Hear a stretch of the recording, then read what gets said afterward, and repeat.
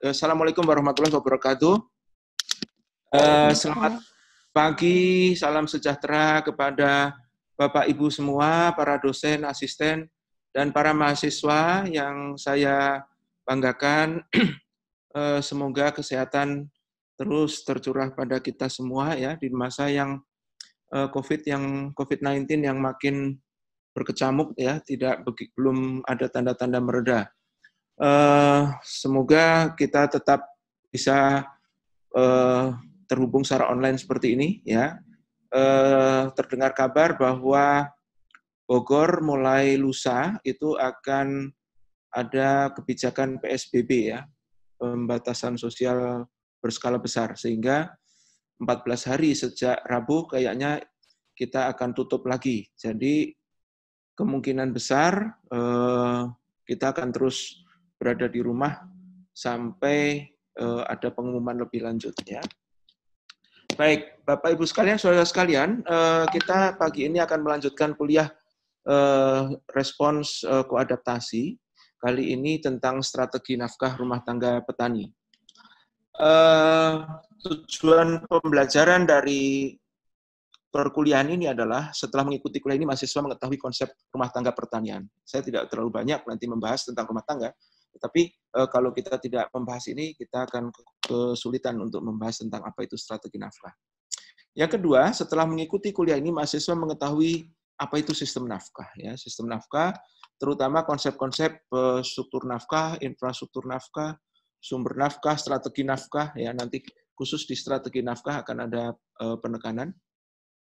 Kemudian yang ketiga adalah setelah mengikuti kuliah ini, mahasiswa mampu memahami bagaimana rumah tangga sebagai unit terkecil dari human system melakukan strategi bertahan hidup atau perbaikan kesejahteraan.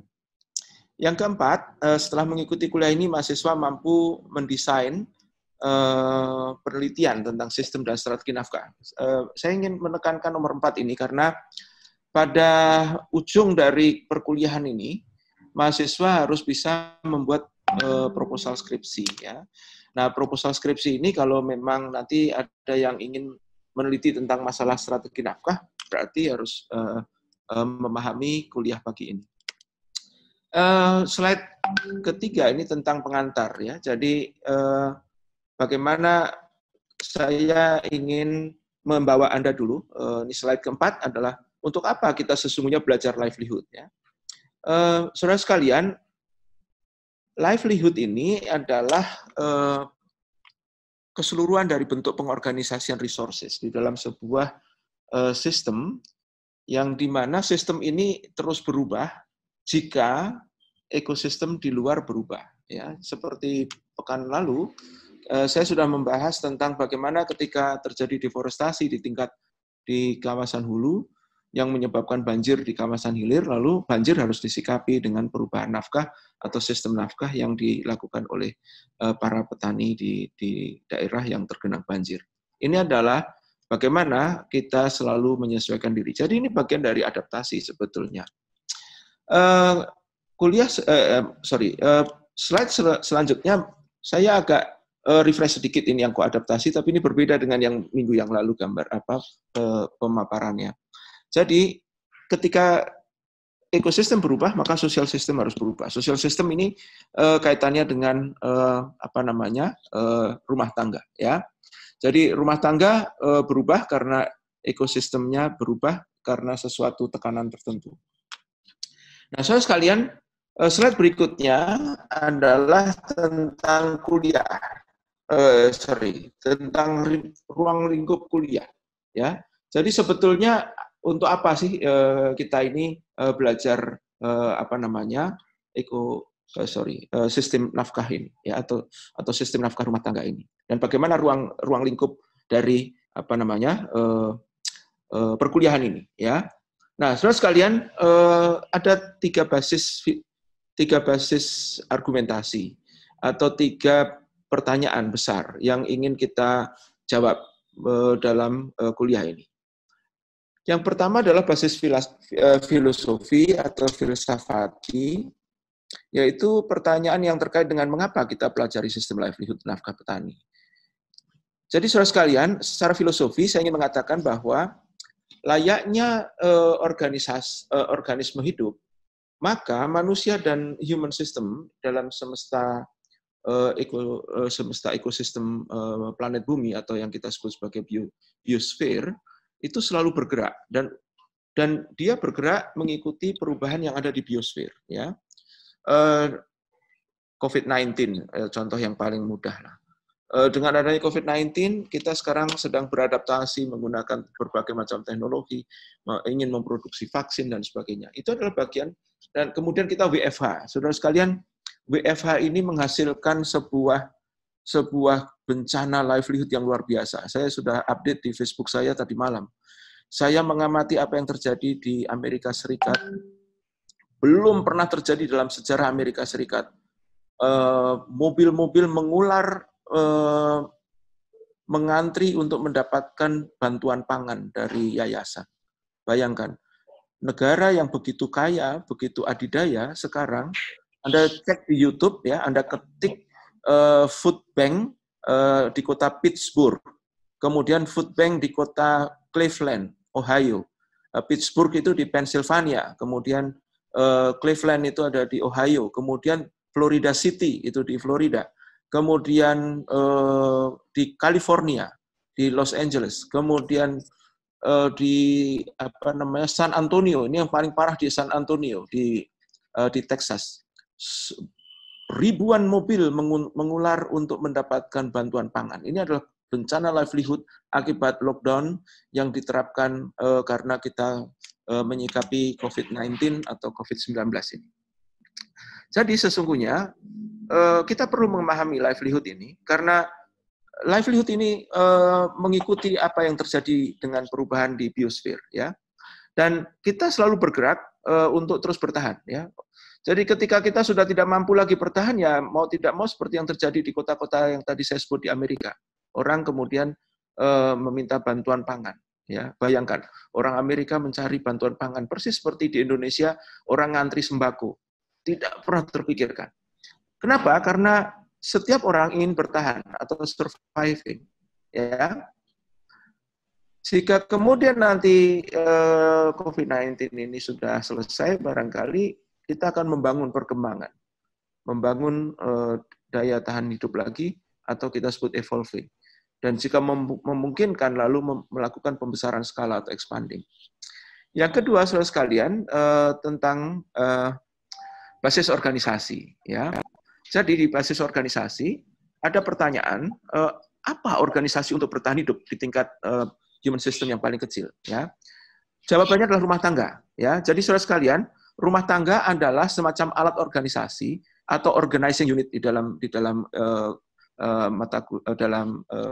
studi ekologi pertanian yang dipakai dalam mengambil keputusan, ya. Mengambil keputusan. Saudara sekalian, ini Pak penting.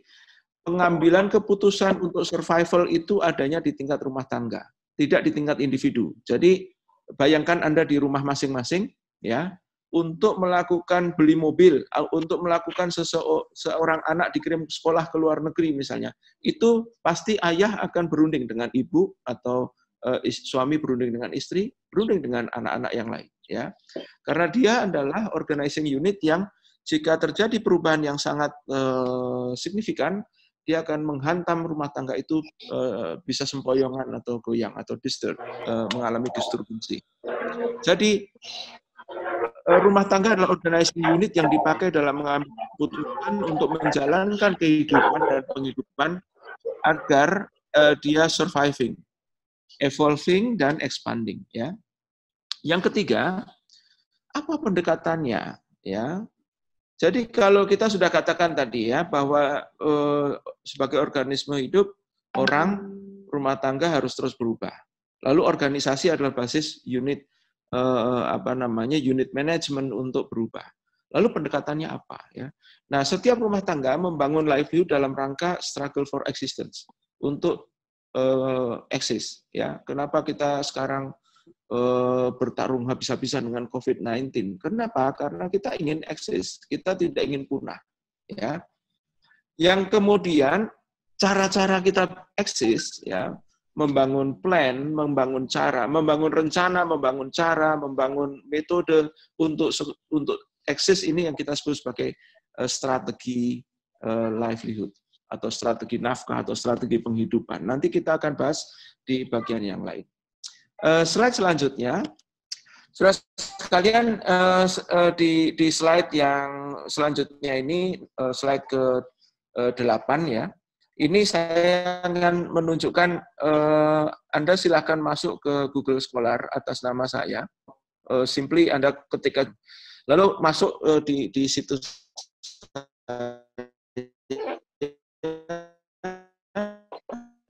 Anda klik, Anda akan masuk ke laman saya, dan di situ ada ratusan publikasi yang memuat nama saya, ya. Saya tadi hitung-hitung kira-kira ada 100-an paling enggak publikasi yang ada nama saya yang mengangkut judul livelihood, ya.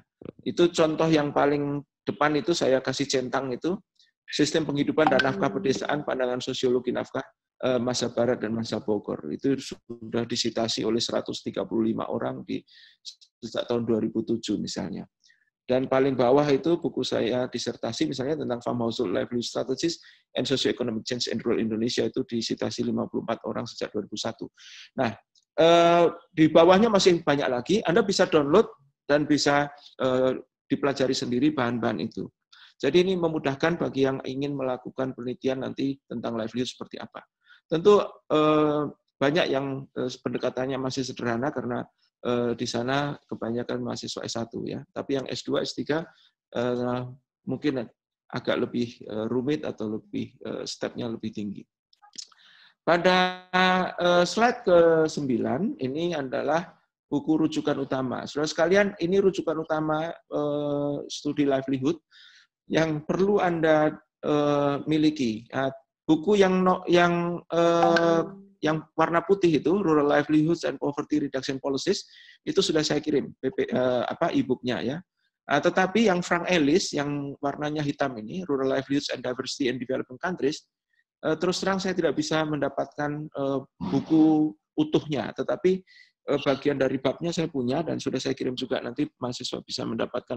Berikutnya, slide 10. Pendukung yang paling penting adalah bukunya Robert McNetting. Ini adalah pendekatan ekologi budaya atau antropologi sosial tentang apa itu household dan apa itu smallholders. Ya.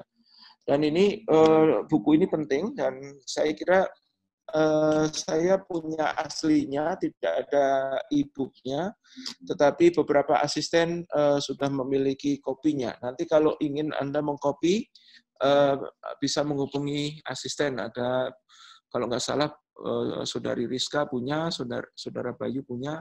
Kalau tidak bisa menghubungi Saudari Rizka atau Saudara Bayu, bisa juga di ruangan saya, di ruangan Kadep itu saya sediakan satu kopi, nanti bisa dikopi oleh mahasiswa. Itu punya Robert McNetting. Kemudian ada disertasi saya yang tengah itu tersedia di LSI, dan ini saya dapatkan malah dari Perpustakaan Nasional. Kemudian ada tesis S2 saya itu yang merah di paling kanan, itu juga saya dapatkan dari Perpustakaan Nasional malah. Ya, jadi ada juga yang lain adalah pendukung tambahan. Ini misalnya bukunya Stephen Tiller dan buku yang bagus dari Michael Radcliffe yang kanan, kaitannya tentang livelihood dan natural resources dan communities dan sustainability. Saya kira buku ini tadi sudah saya berikan e-booknya, filenya bisa di-download sama-sama oleh para mahasiswa. Pada slide berikutnya, slide ke-12, saya ingin mengajak Anda masuk ke Jurnal Sodality. Kalau di Jurnal Sodality ini lebih banyak lagi tulisan tentang livelihood ya. Di situ ada linknya, nanti Anda bisa klik dan Anda bisa download. Saudara sekalian, saya ingin memasuki ke slide ke-13 tentang apa itu konsep rumah tangga pertanian atau rumah tangga. Anda tolong bedakan antara rumah tangga dan family ya. Kita tidak bicara family, tidak bicara keluarga. Kita tidak bicara keluarga, kita bicara rumah tangga ya. Karena keluarga itu berbeda ya. Keluarga itu adalah orang-orang yang punya hubungan darah. Bisa saja misalnya ayahnya ada di Bogor, ibunya ada di Jakarta karena bekerjanya di Jakarta, atau suami ada di Bogor, istri ada di Jakarta, anak yang pertama ada di Amerika karena ambil S1 di sana misalnya, anak yang kedua pondok pesantren di Gontor misalnya, sehingga rumah tangga itu sesungguhnya tidak dalam satu rumah, ya, tapi dia dalam satu keluarga, ya, dia dalam satu keluarga tapi tidak dalam satu rumah tangga karena suami ada di Bogor, istri ada di Jakarta, anak pertama ada di Amerika, anak kedua ada di pondok pesantren di Gontor misalnya, sehingga kemudian sebetulnya dia bukan rumah tangga, ya, tapi dia family. Nah, saya tidak bicara family, tapi saya bicara rumah tangga. Kenapa? Karena dua orang yang berbeda latar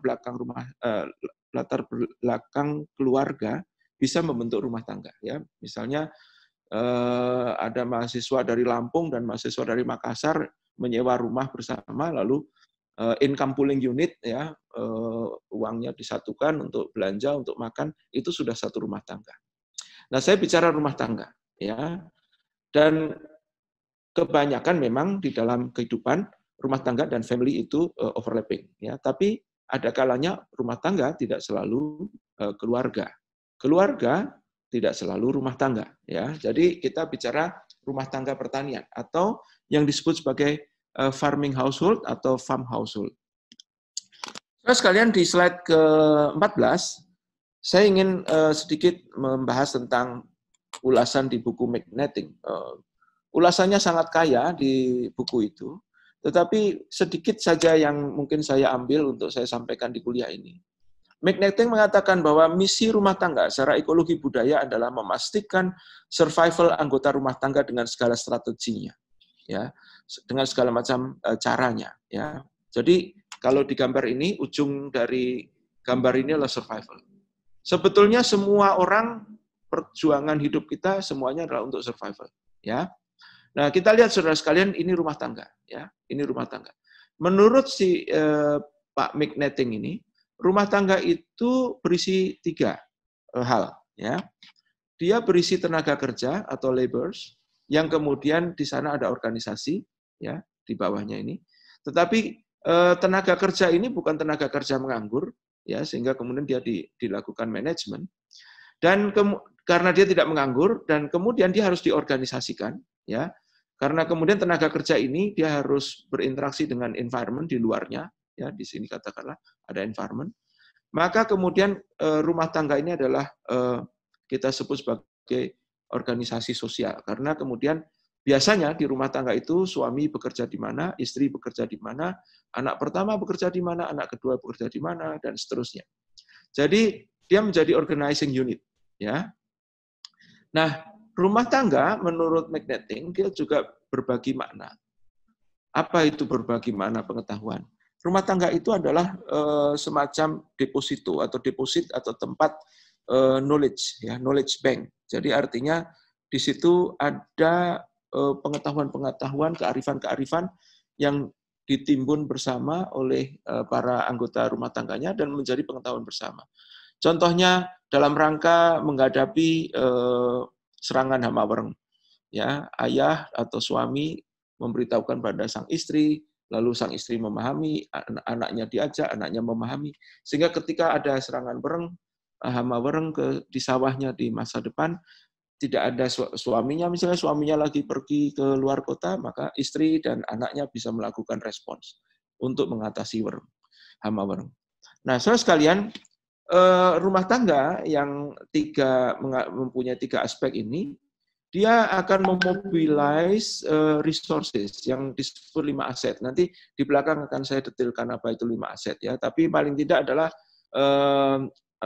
financial capital, ya, asetnya dalam bentuk capital, financial capital, human capital, social capital, physical capital, dan natural. Kemudian biasanya akan menghasilkan sederhana di rumah tangga pedesaan itu, yaitu food untuk subsisten, food untuk makan, dan energi biasanya. Jadi cuma 2 itu yang dia dapatkan manfaat dari berbagai macam aktivitas di pertanian, energi dan pangan, ya.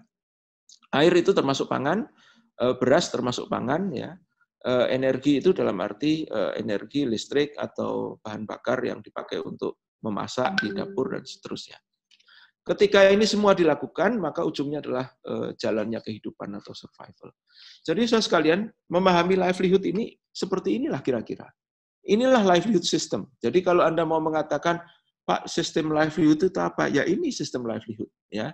Bagaimana rumah tangga kemudian mengorkestrasi, mengorganize resources yang ada di dalamnya, berbagi wawasan, berbagi kearifan, pengetahuan, lalu mengolah semua lima modal yang ada untuk menghasilkan energi dan pangan, dan akhirnya survival. Ya, Pak, bagaimana dengan tujuan membeli mobil mewah misalnya? Untuk tahap awal, paling minimal, orang-orang yang berumah tangga itu tidak memikirkan alat-alat transportasi yang mewah. Ya, jadi Pak, bagaimana berlibur ke Florida, berlibur ke Hawaii, atau berlibur ke Afrika, misalnya. Itu bukan target utama. Ya. Jadi rumah tangga itu target utamanya survival. Bahwa ketika survival sudah dipenuhi, ada uang yang bisa disimpan berlebih, lalu pergi umroh, atau pergi berlibur ke Hawaii misalnya, atau sekedar ke Bali, ya, itu adalah luxurious consumption. Itu tujuan kedua. Nah, saudara sekalian, segala tujuan dari rumah tangga adalah survival. Baik, sekarang saya masuk ke slide ke-15. Ya, slide kita tidak banyak, mudah-mudahan bisa cepat. Slide ke-15 ini memberikan definisi tentang apa itu rumah tangga secara sosial ekonomi. Jadi kalau tadi adalah sistem livelihood, dipahami dari rumah tangga dalam konteks ekologi budaya atau antropologi sosial, maka definisi yang berikut ini adalah definisi konsep rumah tangga secara sosial ekonomi. Ya, saya ambilkan dari dua sumber. Ya, saya tidak bacakan yang bahasa Inggris. Kita baca yang bahasa Indonesia saja, yang warnanya agak coklat itu di bawah. Ya, menurut Dehaene dan Rung Metzger tahun 90. Rumah tangga adalah sebuah unit kecil sosial yang biasanya berisi orang-orang yang terikat satu dengan lainnya dalam satu rumah atau satu dapur, ya, common cooking unit, ya, yang memiliki ikatan sosial, ikatan budaya, dan atau ikatan ekonomi secara kuat, ya, dalam rangka memenuhi kebutuhan material dan non material. Jadi kalau Anda punya rumah tangga, Bapak, Ibu, dan anak, misalnya, Anda lihat, ya itulah kira-kira definisi dari sebuah rumah tangga. Ya, dapurnya satu, tidak ada itu suami punya dapur di sebelah kiri, istri punya dapur di sebelah kanan, anak punya dapur di atas, di lantai atas, ya, anak kedua punya dapur di pojok depan rumah, misalnya, nggak ada. Pasti dapurnya jadi satu, di mana makan bersama, kemudian income juga bersama, dan seterusnya. Jadi ini adalah konsep dari sebuah rumah tangga. Kemudian yang kedua, konsep rumah tangga yang kedua menurut Kars tahun 1991 adalah sebuah rumah tangga terdiri dari unit pendapatan, ya, satu unit pendapatan, kedua unit pengeluaran. Jadi rumah tangga itu sederhana, ya. Ini persis seperti tangki bensin, ya. Tangki bensin di mobil Anda itu, ya. Kalau mobil itu kehabisan bensin, tangkinya diisi di pom bensin. Nanti dibuat berjalan sampai berkilo-kilo, mendekati habis, kita isi lagi bensin itu, tangkinya. Pergi lagi kita ke pom bensin. Jadi sesungguhnya rumah tangga itu persis kayak mobil, di mana ada tangki bensin yang harus kita isi, dan di mana ada pengeluaran yang harus kita keluarkan. Beli beras, bayar listrik PLN, ya, bayar SPP anak-anak, bayar obat-obatan kalau ada yang sakit, beli sayur mayur, beli susu, beli Coca-Cola barangkali, dan seterusnya, ya. Jadi ada dua unit pendapatan dan unit pengeluaran. Dan rumah tangga itu semua rumah tangga pasti melakukan ini, ya. Jadi kalau ada rumah tangga yang punya income saja nggak pernah mengeluarkan, itu pasti rumah tangga yang mati, ya. Pasti orang itu nggak wajar lah, ya. Tapi keluar terus tapi nggak ada pendapatan, nggak mungkin juga, ya, karena orang itu pasti mati kalau keluar terus karena energinya bleeding, ya. Nah, jadi rumah tangga merupakan organisasi sosial produksi yang memanfaatkan sejumlah sumber daya untuk memenuhi kebutuhan reproduktif, kesehatan, berkeluarga, konsumsi, ya, dan menghasilkan pendapatan. Jadi sebetulnya rumah tangga ini persis kayak perusahaan, persis kayak mobil tadi, ya. Jadi kita ini juga, tubuh kita juga sebetulnya seperti itu, ya. Kita makan, berenergi, kita bekerja, lalu bisa beli makanan, masuk lagi ke perut, berenergi lagi, dan seterusnya. Muter-muter seperti itu, ya. Baik. Selanjutnya saya lanjut ke slide ke-16, kita mulai masuk ke apa itu livelihood. Saudara sekalian, livelihood dibahasakan di dalam bahasa Indonesia agak beraneka rupa, tapi sebetulnya nggak pas-pas betul, ya. Tapi ya bolehlah sama gitu. Nafkah. Sebetulnya tidak pas, tapi livelihood disamakan dengan nafkah bolehlah. Atau mata pencaharian. Sebetulnya nggak pas juga mata pencaharian. Karena livelihood itu apa ya? Kehidupan sehari-hari orang untuk survival itu livelihood. Tapi kemudian disederhanakan dengan bernafkah, oke lah. Bermata pencaharian, oke lah, ya. Berpenghidupan, ya. Ada yang mengatakan nafkah, penghidupan, mata pencaharian. Jadi kalau ada yang mengatakan livelihood sama dengan nafkah, mata pencaharian dan penghidupan, oke lah. Tapi sebetulnya itu simplifikasi, ya.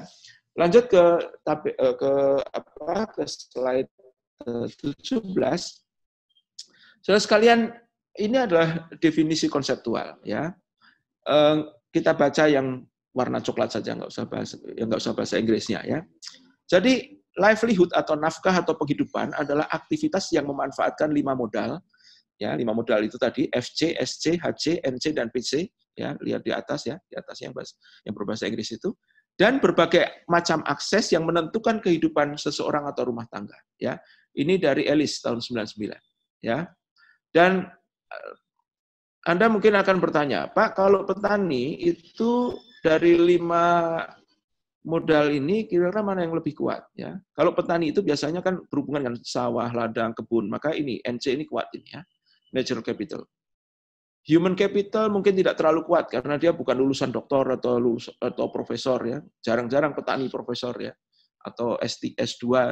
Ya biasanya petani itu adalah SD atau SMP. Jadi human capital rendah, ya. Di desa biasanya yang kuat juga adalah social capital, ya, pertetanggaan, hubungan dengan saudara, hubungan dengan persekutuan gereja atau jamaah masjid, itu biasanya kuat, ya. Social capital kuat. Jadi natural capital kuat, social capital kuat. Physical capital ya lumayan kuat, ya. Hari ini pembangunan infrastruktur di masa saat ini pemerintah RI kuat sekali membangun dam, membangun jalan dan sebagainya, ini bagian dari physical capital.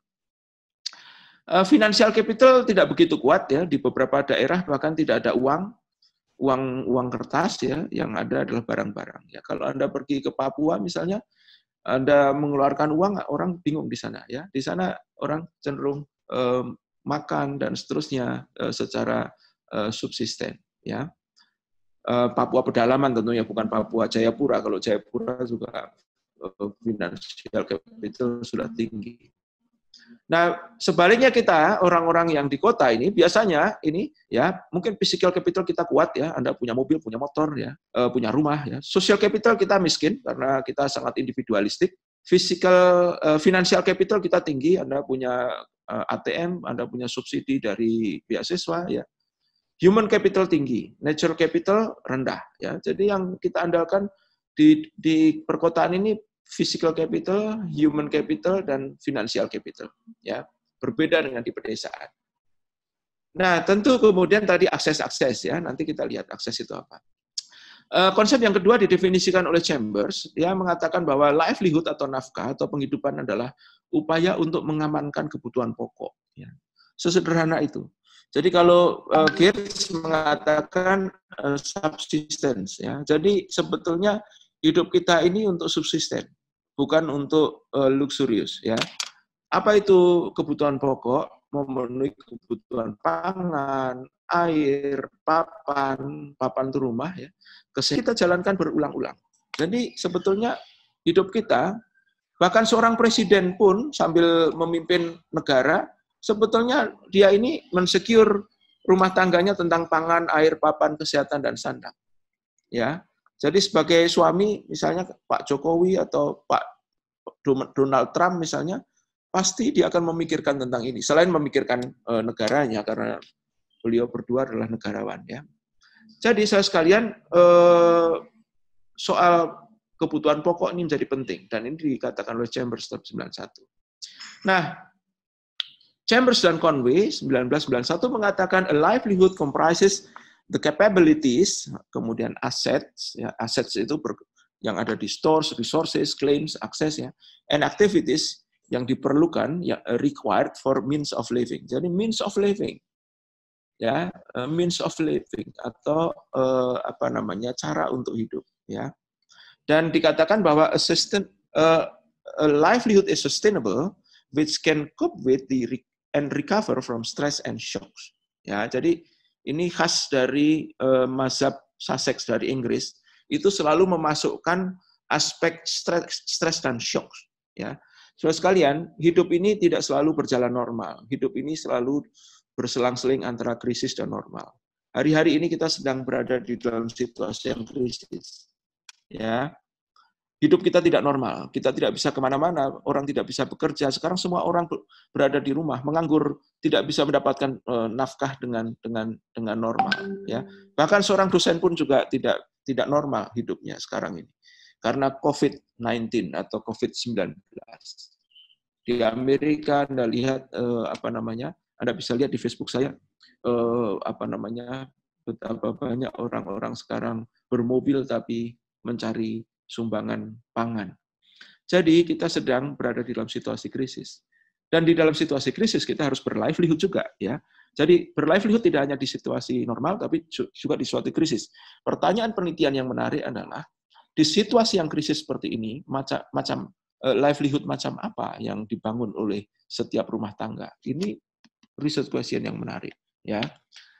Nanti Anda bisa gambarkan berbagai macam tipe. Oke, baik. Langsung saja saya ke bagaimana mazhab Sussex membangun apa yang disebut sebagai livelihood system. Ya, jadi livelihood system yang dibangun oleh Frank Ellis, Chambers, Scoones dari Sussex. Sussex itu Inggris, ya, University of Sussex. Jadi di sini IDS, ya, Anda kenal IDS, nanti Anda Google IDS, ya, Institute of Development Studies, itu di Inggris adanya. Orang-orang ini, para tokoh ini, Ellis, Chambers, Scoones ini ada di sana. Dia selalu mengatakan begini, bahwa kehidupan itu sesungguhnya selalu vulnerable, ya. Ada shocks, ada trend, ada seasonality, ya. Kalau di Indonesia seasonality ini pasti musim hujan dan musim kemarau, ya. Nah, seasonality ini biasanya menghasilkan dampak negatif, ya, yang tidak kita kehendaki. Di musim kemarau kita kekeringan, air tidak ada untuk mengairi sawah, untuk minum bahkan susah. Kemudian di saat hujan, kebanjiran, tanah longsor karena apa namanya, air menggerus tanah dan seterusnya. Sehingga sebetulnya kehidupan atau penghidupan atau livelihood itu selalu dalam konteks vulnerable, ya. Hidup kita ini sebetulnya vulnerable. Ibarat kita naik sepeda, sepeda itu kalau kita tidak kayuh, maka kita akan jatuh. Ya. Maka itu supaya kita selalu berada tegak di atas sepeda yang Anda naiki itu, Anda harus mengayuh dan terus bergerak. Jadi kalau enggak kita diancam oleh shock, trends, dan seasonality ini. Nah, bagaimana kemudian rumah tangga ini melakukan pengorganisasian untuk merespons kerentanan yang ada di sini? Menurut Ellis Chambers, ada 5 modal tadi yang sudah kita bahas tadi, ya. Social capital, human capital, natural capital, financial capital, dan physical capital. Yang setiap orang tentu tidak menguasai 5-5-nya secara baik, ya. Mungkin Anda mengatakan, Pak, ada Pak petani yang 5-5-nya ini bagus, Pak. Social capitalnya ada, human capitalnya bagus, natural capitalnya oke, financial capital oke, physical capital tinggi, dan sebagainya oke. Ya, tapi di alam nyata tidak semua petani bisa menguasai 5 modal ini secara baik. Apa maknanya? Maknanya adalah ketika Anda mau melakukan penelitian, Anda boleh mengukur ini dulu, ya. Karena survival, bertahan hidup, itu adalah bagaimana Anda memainkan yang 5. Kalau yang 5 tidak ada, yang 4. Kalau yang 4 tidak ada, yang 3. Yang 3 tidak ada, yang 2. Yang 2 tidak ada, yang 1. Kalau 1 saja human capital tidak ada misalnya, atau social capital tidak ada, habislah sudah. Maka tamat. Ya. Jadi hidup kita ini sesungguhnya memainkan 5 modal ini untuk survive. Nah, lalu negara membantu nih di sini ya. Negara membantu mensupport supaya 5 modal ini tersedia bagi masyarakat, bagi rumah tangga. Ya. Jadi misalnya apa? Sekarang Anda lihat ya. Dalam kondisi COVID-19, pengangguran merebak, apa yang dilakukan oleh pemerintah? Hari ini pemerintah mengirim bantuan-bantuan sosial. Kartu prakerja dari Pak Jokowi itu adalah bagian dari financial capital. Ya, Anda lihat tadi malam Menteri Koordinator Perekonomian mengatakan 164.000 kartu prakerja akan segera disebarkan. Setiap kartu prakerja bernilai 1 juta rupiah. Itu apa artinya? Artinya pemerintah sedang memperkuat financial capital. Karena apa? Karena banyak orang hari ini menganggur. Ya. Kemudian ada lagi paket sembako, ada lagi paket segala macam ya. Jadi hari ini pemerintah sedang memperkuat berbagai macam paket di financial capital. Ya. Physical capital stop. Anda lihat banyak sekali pembangunan jalan tol sekarang ini stop. Uangnya dialihkan dulu untuk financial capital, untuk mensupport sembako, untuk mensupport segala macam. Ya, termasuk sekarang masyarakat dengan berbagai macam inisiatifnya. Anda lihat kemarin Didi Kempot melakukan konser dari rumah di Kompas TV, berhasil menghimpun 5 miliar dalam waktu 3 jam. Apa itu maknanya? Maknanya adalah masyarakat berhimpun lalu mengumpulkan uang dalam waktu beberapa jam 5 miliar mensupport financial capital. Untuk siapa? Disupport kepada para migran di Jakarta yang terpaksa menganggur karena ancaman COVID-19, ya, tidak boleh pergi ke pasar, tidak boleh pergi ke warung, tidak boleh berjualan, sehingga tidak punya uang, lalu muncullah gerakan-gerakan sosial seperti konser Didi Kempot misalnya, yang menghimpun 5 miliar, nanti dibagikan oleh Kompas TV kepada para warga yang bekerja di sektor informal, supaya mereka tetap bisa bertahan hidup. Jadi survival itu seperti ini, saudara sekalian, masyarakat dan pemerintah melakukan gerakan. Sehingga ini yang kita sebut sebagai livelihood strategies, ya, dalam rangka untuk menghasilkan more income, increase well-being, reduce vulnerability. Ya. Hari ini yang kita lakukan dengan berbagai macam sumbangan bahan pokok kepada para warga yang menganggur adalah reduce vulnerability. Kita belum bisa more income, belum bisa melakukan increase well-being, mengincrease kesejahteraan. Kita baru bisa untuk mereduce vulnerability.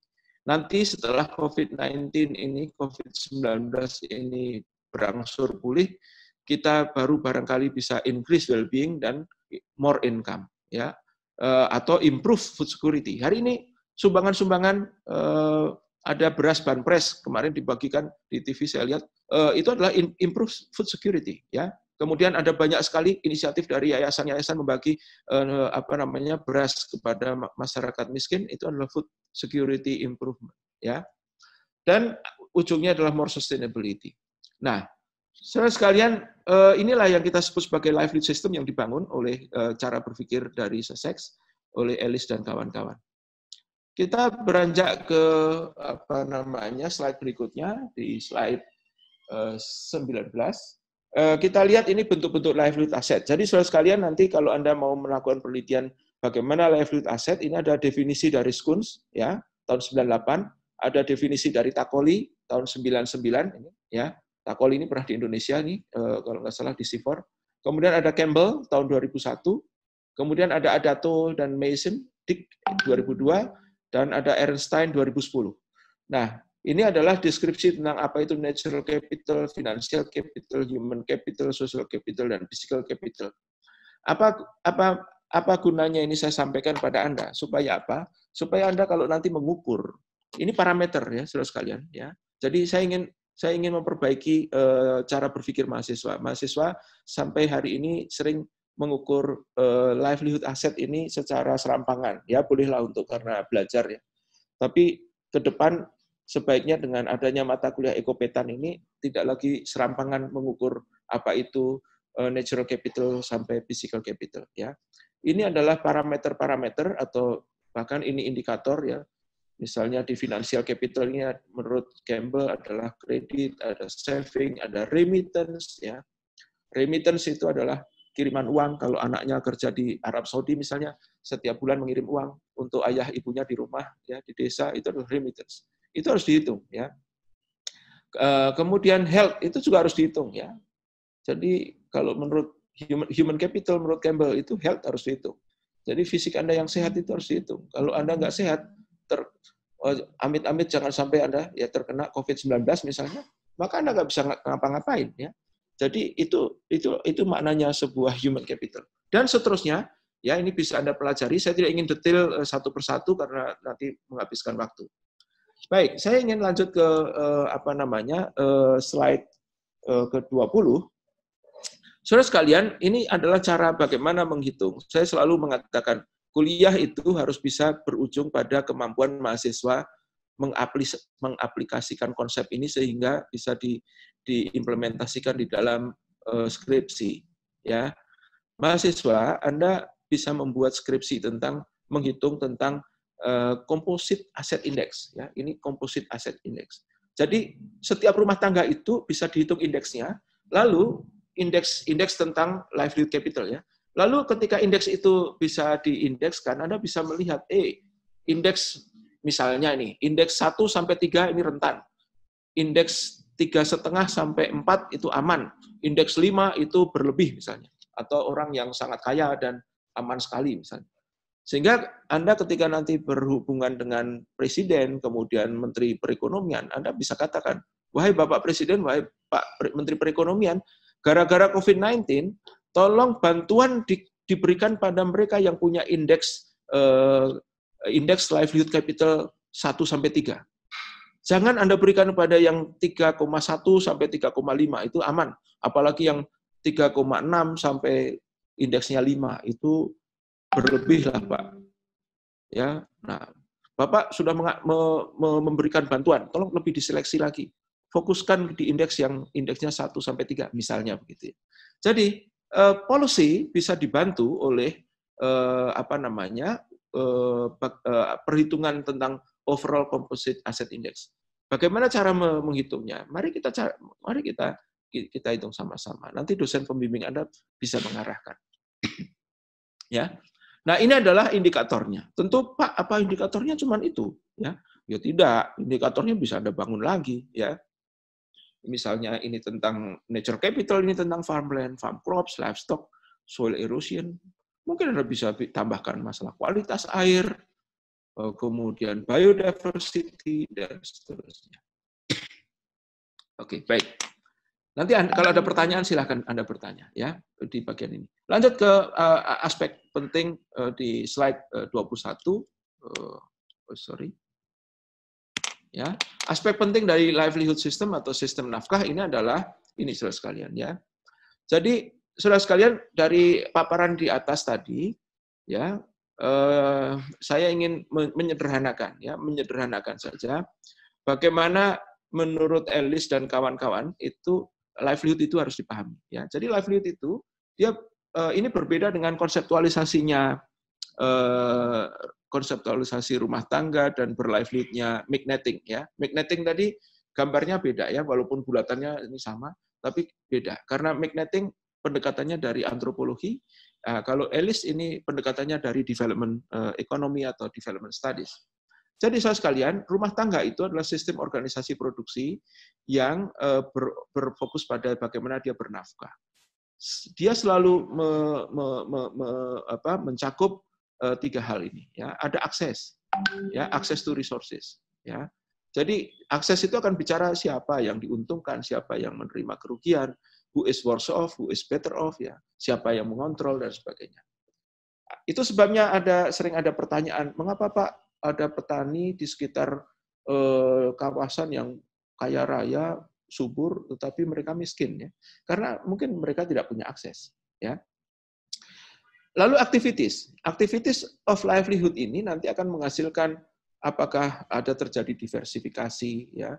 Seorang petani tidak hanya mencangkul sawah saja, tetapi juga mungkin dia malamnya narik ojek, ya, istrinya jualan di warung, ya, sehingga aktivitasnya itu multiple, ya. Itu sebabnya nanti Frank Ellis mengatakan ada multiple employment atau income diversification. Jadi income diversification dari kata aktivitas yang beragam-ragam. Kalau Profesor Sayugyo almarhum mengatakan pola nafkah ganda, ya. Nah, saudara sekalian, tadi kita katakan ada aset, ya, aset yang 5 tadi. 5 tadi bisa kita ukur sehingga kemudian kita bisa judge sebuah rumah tangga itu poor, mengalami poverty, ya, atau satu rumah tangga dengan rumah tangga yang lain mengalami disparity atau sama, equality, ya. Siapa yang bisa accumulation, ya. Siapa yang mengalami reduction atau artinya bangkrut, gitu, ya. Dari 5 aset ini Anda bisa ukur sehingga kemudian Anda bisa melihat quality of livelihood dari setiap rumah tangga. Baik, saudara sekalian, ini agak rumit, tetapi saya ingin menyederhanakan tentang masalah akses, ya. Jadi akses ini, saudara sekalian, ini kalau Anda punya gambar sumbu Y itu adalah orang yang punya rights, punya hak, sumbu Y di atas ini, kemudian di garis ke bawah orang yang tidak punya rights, tidak punya hak milik sama sekali. Kemudian sumbu X ini ke kanan orang punya akses yang positif, dan ke kiri ada orang yang atau rumah tangga yang tidak punya akses atau aksesnya negatif. Nah, ada rumah tangga yang memiliki hak milik terhadap tanah yang sangat baik dan memiliki akses yang baik, maka ini adalah tipe ideal dari sebuah rumah tangga petani. Dia punya tanah, dia bisa garap untuk makan, untuk hasilnya untuk makan anak istrinya, ya. Di mana petani ini memiliki dan menguasai tanah untuk membangun nafkahnya. Tentu ini adalah tipe ideal, ya, ini di ruangan ini. Nah, ada petani yang punya akses saja, ya, tetapi sebetulnya dia tidak punya hak. Ini menjadi persoalan-persoalan pembangunan, ya. Di banyak taman nasional, ya, misalnya Taman Nasional Tesonilo di Riau, kemudian Taman Hutan Raya Sultan Taha di Jambi, kemudian juga di beberapa macam taman, bahkan ada juga ini di Taman Nasional Gunung Halimun Salak misalnya. Ada orang mengakses ke kawasan yang sesungguhnya kawasan itu kawasan bukan miliknya, ya. Jadi ada petani melakukan akses perambahan ke kawasan konservasi karena petani harus menghidupi rumah tangganya, ya. Dan sementara land right-nya tidak dimiliki, ya. Ini adalah di tipe di sini, ya. Ada juga petani, ini ada ditemukan ini. Penelitian menemukan petani sebetulnya punya hak atas tanah itu, ya. Tetapi karena ada konflik, maka petani tidak bisa menanami tanahnya, ya. Sehingga dia punya hak tapi tidak bisa mengakses, ya, karena ada persoalan di sana. Nah, ini ada 3 tipe. Nah, saudara sekalian, Anda boleh meneliti akses of resources to livelihood, ya, atau akses to resources of farm household livelihood ini. Apakah seorang petani ada di sini atau di sini atau di sini? Mengapa dia ada di sini? Mengapa ada dia di sini? Mengapa ada dia di sini? Itu bisa dijelaskan. Dan itu bisa menjadi topik penelitian Anda, menjadi topik skripsi, ya. Ini adalah aspek akses namanya, access and right, ya. Ini teorinya Ribut and Peluso. Saudara sekalian, saya beranjak ke ke slide berikutnya tentang sedikit merangkum, ya. Jadi sesungguhnya livelihood system approach ini ingin memastikan bahwa sesungguhnya subsistensi itu penting, ya. Eksistensi itu penting bagi rumah tangga. Lalu adaptasi itu penting. Jadi rumah tangga itu selalu ingin melakukan pemenuhan terhadap subsistennya. Kemudian karena bisa subsisten need-nya terpenuhi, maka dia bisa eksis sepanjang waktu, ya. Untuk eksis dia melakukan adaptasi atau adjustment sepanjang waktu, ya. Dan kadang-kadang dia resilience, kadang-kadang tidak resilience, ya. Kadang-kadang dia harus resisten, ya. Dan untuk itu kemudian dia harus melakukan organisasi produksi atas sejumlah faktor yang ada di dalam rumah tangganya, sejumlah modal yang ada, paling tidak 5 modal tadi dia harus orkestrasi dan harus lakukan organisasi organisasi supaya efektif ya. Dan ujungnya adalah ketika ini semua Anda ketahui, cara subsistennya Anda ketahui, cara eksistennya Anda ketahui, bagaimana cara adaptasinya Anda ketahui, bagaimana resiliensinya Anda ketahui, bagaimana cara organisasi produksi Anda ketahui, maka tipe rural economy atau ekologi pedesaan bisa Anda deteksi. Jadi kalau Anda bicara ekologi pedesaan gimana ya Pak ya menelitinya ya harus satu-satu dari livelihood-nya Anda teliti. Ya, dari situ Anda akan bisa melihat ekologi atau sistem ekologi, sosial ekologi dari sebuah desa atau pedesaan. Dan ujung dari semua studi ini adalah ketika Anda nanti berhadapan dengan pemerintah, Anda bisa menyarankan sebuah kebijakan. Ya, contohnya tadi Anda menghitung indeks dari 5 modal livelihood. Ya.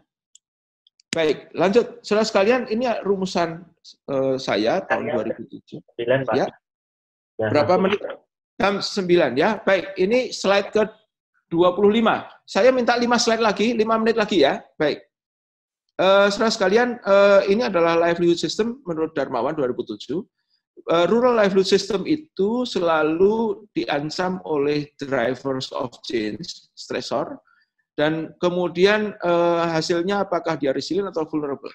Nah, rural livelihood system ini, sebuah sistem ini harus selalu memainkan banyak faktor supaya dia bisa jalan, bisa menjalani tanpa perubahan, tanpa kehancuran. Nah, ada suprastructure, ada values, ada culture, ini bisa diukur juga seperti apa kearifan-kearifan. Ini studi-studi tentang kearifan lokal, ini ada di sini. Ya. Kemudian ada infrastructure, ada bentuk landscape, bentuk physical infrastructure tentang dam, lokasi sebuah rumah tangga, sawah rumah tangga ada di mana, di cekungan atau di sebuah perbukitan yang rentan kekeringan atau di lembah yang rentan kebanjiran dan seterusnya. Lalu ada livelihood structure ya tentang income, expenditure, saving dan seterusnya. Anda bisa mengikuti cara berpikir ini untuk mengukur bagaimana kemudian livelihood system ini berjalan. Tentu ini masih bentuknya adalah konsep-konsep yang Anda perlu breakdown ke dalam parameter dan indikator. Lanjut, saudara sekalian, sejauh ini kita sudah berkenalan dengan konsep-konsep relevan dalam livelihood, ya. Misalnya tadi sistem livelihood, kemudian struktur nafkah atau livelihood structure, sumber nafkah atau resources, dan strategi nafkah. Ya, ini definisi konseptualnya. Sistem nafkah adalah keseluruhan rencana, cara, seni, membangun organisasi dan tindakan keseluruhan anggota rumah tangga untuk berproduksi dan menghasilkan manfaat ekonomi dari ekosistem lingkungannya demi melangsungkan kebertahanan hidup atau meningkatkan kesejahteraan rumah tangga. Ya, kata rumah tangga penting di sini. Struktur nafkah adalah bangunan nafkah rumah tangga yang disusun dari berbagai sumber nafkah, ya, atau cabang ekonomi, misalnya farm, off-farm, non-farm. Ya. Apa itu farm? Farm itu pokoknya bercocok tanam di tanah sendiri, menghasilkan apakah itu padi atau sekedar cabai atau apa ya, itu farm. Off-farm apa itu? Dia bercocok tanam berdasarkan sharing cropping, share cropping, ya, mertelu, maro dan sebagainya, ini off-farm, ya. Bagi hasil, ya. Non-farm apa itu? Non-farm itu pokoknya yang di luar pertanian, ya. Orang dagang beras itu sudah non-farm, ya. Kalau ada petani dagang beras, ya misalnya dia membeli beras dari tetangganya, berasnya dijual ke pasar, itu dia sudah non-farm. Hasil perdagangan itu non-farm, ya. Jadi yang hasil farmnya itu adalah petani yang menghasilkan padi dari sawahnya sendiri, itu farm, ya. Tapi kalau petani jual beli cabai misalnya, itu sudah non-farm, ya. Apalagi kalau petani itu ojol ya, ojek online misalnya, itu sudah non-farm, ya. Kemudian istrinya menjadi tukang buruh cuci misalnya, itu sudah non-farm. Anaknya menjadi TKI di Singapura misalnya, mengirim uang remittance setiap bulan pada ayah bundanya, itu sudah non-farm. Remittance itu non-farm. Bantuan sosial dari pemerintah, ya, ini sembako ini dikirim banyak sekali dari presiden kepada warga miskin, itu non-farm, ya, non-farm, ya. Apa itu sumber nafkah? Sumber nafkah adalah sumber mata pencaharian untuk kehidupan rumah tangga petani di pedesaan ya, dari pertanian, farm, off-farm, dan non-farm. Ya, jadi itu semua sumber nafkah. Termasuk kalau yang non-farm itu pertambangan, perdagangan, industri, jasa, ekowisata, transfer payment, bantuan sosial, dan sebagainya. Lalu apa itu strategi nafkah? Strategi nafkah adalah rencana, cara, seni dalam menghadapi tantangan kehidupan yang diorganisasikan atau diorkestrasikan oleh rumah tangga petani pedesaan untuk bertahan hidup atau memperbaiki kesejahteraan hidup rumah tangganya. Lanjut, tentang terakhir ini saya kira bukan terakhir, tapi bagian terakhir, yaitu livelihood strategies. Ya. Ini slide ke-27. Apa itu livelihood strategies? Yaitu, tadi saya katakan, ini menggunakan dictionary dari Merriam-Webster, strategi itu dua frasenya. Yang pertama, a careful plan or method. Ya, kalau bayangkan Anda itu berperang, ya, berperang melawan COVID, ya, kita harus punya careful plan and method, berstrategi, ya. Tenaga kesehatan dibantu apa, rumah sakit dibangun berapa, kemudian masyarakat miskin dibantu dengan apa, kemudian para PNS harus kerja di mana, kemudian transportasi harus di stop atau apapun, ya, kota dihentikan, itu adalah careful plan or method. Jadi itulah strategi, ya. Jadi strategi itu adalah kompleks dari plan and method. Sebuah rencana atau cara yang disusun oleh rumah tangga, ya. Nah, ini rumah tangga juga menyusun nih dalam rangka menghadapi COVID, ya. Anda sendiri sekarang membuat masker sendiri misalnya untuk dipakai setiap hari harus berganti-ganti masker misalnya. Dari kain dilapis dengan tisu dan seterusnya. Itu adalah bagian dari strategi rumah tangga di tingkat rumah tangga sebagai basis organisasi produksi untuk menentukan langkah-langkah jitu, ya, karena kalau tidak jitu Anda bisa terperosok lalu livelihood bisa kolaps, ya. Langkah-langkah jitu dalam aksi-aksi nyata tindakan ekonomi sambil terus beradaptasi terhadap lingkungan ekosistem yang berubah. Kedua, the art of devising or employing plans, ya. Jadi rencana itu harus diberi peralatan, harus dibobot, ya. Sebuah seni memainkan atau memanfaatkan rencana tindakan ekonomi di kala normal ataupun masa genting ketika mengatasi masalah krisis ekonomi yang dihadapi oleh rumah tangga ataupun di tingkat normal. Jadi, saudara sekalian, strategi itu mirip jenderal yang memainkan pasukannya untuk memerangi sebuah memerangi lawan di dalam sebuah battlefield peperangan. Ya, inilah strategi. Nah, lalu bagaimana livelihood strategies itu? Nah, saudara sekalian, saya hanya ingin memberikan beberapa konseptualisasi gagasan tentang apa itu livelihood strategies dari beberapa pemikir. Ya, tentu Anda bertanya, Pak, kalau saya mau membangun tipe-tipe livelihood strategies menurut saya sendiri bisa nggak? Bisa saja, asal bisa dibuktikan secara sah dan meyakinkan. Nah, ini menurut Manik tahun 1997, ya, ada 4 livelihood strategies itu. Pertama, disebut sebagai strategi akuisisi. Rumah tangga itu selalu setiap hari melakukan strategi akuisisi, ya, membangun rencana dan cara menguasai sumber daya alam. Kedua, strategi alokasi, yaitu mengalokasikan sumber daya yang ada di dalam rumah tangganya untuk bertahan hidup, ya, termasuk SDM, tanah, pengetahuan, dan kekuasaan. Yang ketiga, strategi produksi, yaitu bagaimana cara produksinya untuk meningkatkan produktivitas, pemasaran, meningkatkan efektivitas, mencapai tujuan profit, dan seterusnya. Ini adalah production strategies. Yang keempat adalah social relation structures, membangun jaringan sosial. Merencanakan membangun hubungan sosial untuk bertahan hidup, terutama di masa-masa krisis. 4 ini adalah tipe livelihood strategies. Pertanyaannya adalah, Pak, kalau saya menggunakan pikirannya Manik, kira-kira apakah 4 strategi ini akan ada di sebuah rumah tangga? Jawaban saya, belum tentu. Ya, belum tentu.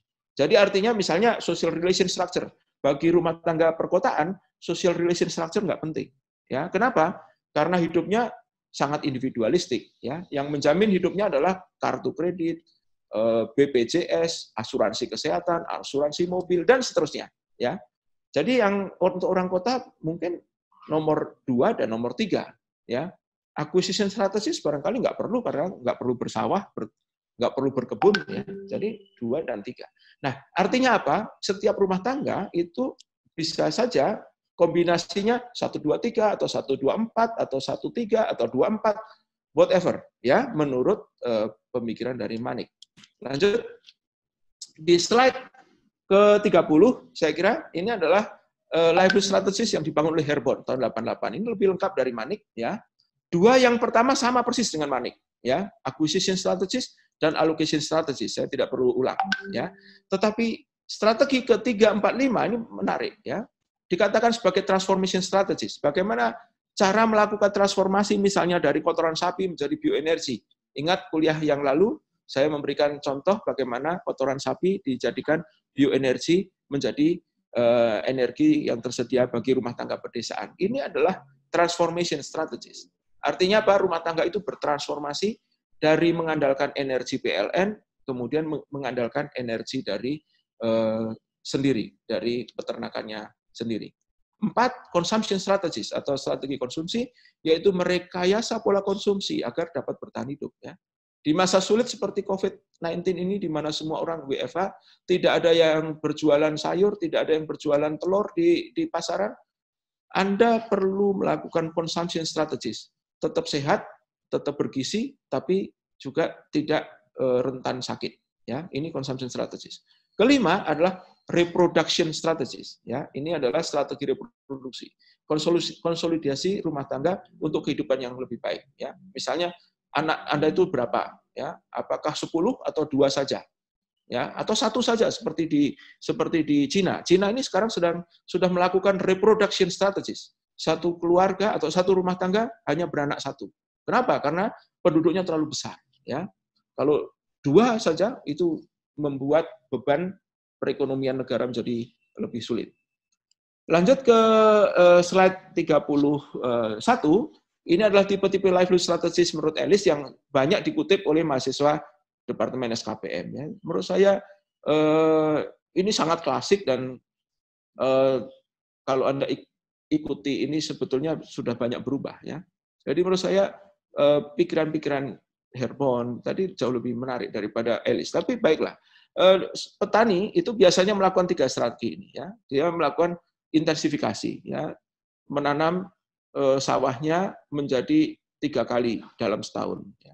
Tidak lagi menganggurkan 1 detik pun sawah itu tidak berproduksi. Itu bagian dari intensifikasi pertanian. Nomor 2, yang selalu dilakukan dan banyak sekali hari ini di pedesaan adalah multiple employment atau income diversification. Tidak ada satupun rumah tangga pedesaan di Indonesia hari ini yang bebas dari strategi nomor 2. Ya, jadi Anda boleh cek, ya. Dari mana Pak ngeceknya? Ya dari alokasi waktunya. Kedua, dari struktur nafkahnya.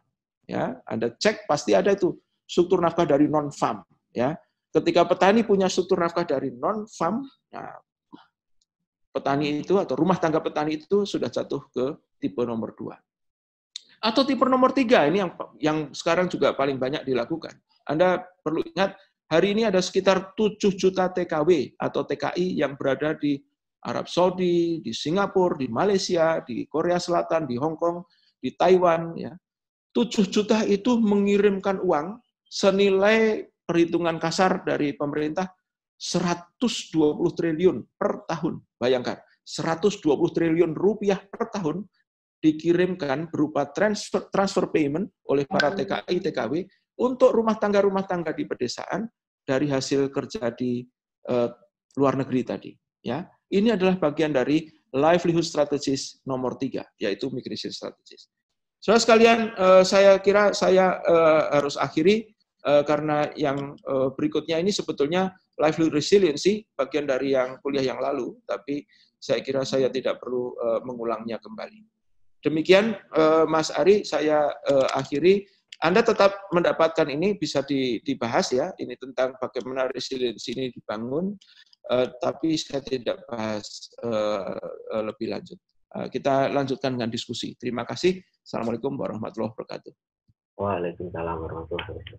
Ya, kawan-kawan mahasiswa yang ingin bertanya bisa langsung memberikan reaction, jempol atau applause. Nanti akan kita pandu untuk unmute mic-nya, atau langsung unmute saja mic-nya.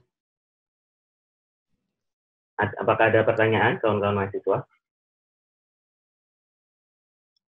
Ya, belum belum pada tergerak nih ya. Iya. Silakan, ayo. Kalah ramai dengan kelas-kelas ini. Ya, ya. Ini ada pertanyaan nih dari Garnieta ya. Ya, ini dari. Oke. Garnieta, Pak, saya izin bertanya. Ini saya baca ya. Untuk tipe 2, aksesnya plus, tetapi haknya minus, ya. Bagaimana efeknya bagi petani tersebut secara jangka panjang? Oh ya, stressful ya. Ya. Jadi kalau Anda melakukan perambahan di sebuah kawasan, ya, ini banyak sekali. Saya sedang membimbing mahasiswa S1 KPM di Taman Nasional di Bukit Barisan Selatan di Lampung, meneliti tentang bagaimana petani merambah Taman Nasional Bukit Barisan Selatan. Kemudian di sana itu ada kebun kopi. Sebetulnya kebun kopinya sudah sejak zaman Belanda dulu, ya ada. Jadi kebun kopi tua. Nah, tetapi karena kawasan itu ditetapkan sebagai taman nasional, lalu kebun kopinya itu menjadi terlarang sebetulnya, ya karena itu sebetulnya jadinya bentuknya hutan.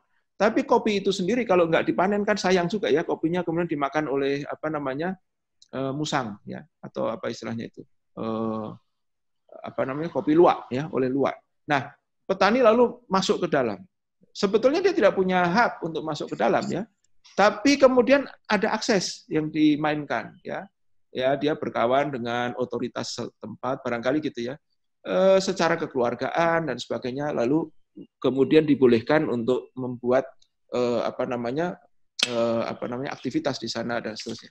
Jadi menarik itu ya yang terjadi di Taman Nasional. Di Taman Nasional Halimun Salak juga demikian. Taman Nasional namanya Taman Nasional. Itu ada 3 zona, zona inti, zona rimba, dan zona pemanfaatan. Di zona pemanfaatan itu sesungguhnya dia tidak boleh membuat lahan cocok tanam gitu ya. Tetapi banyak juga yang terjadi cocok tanam di sana.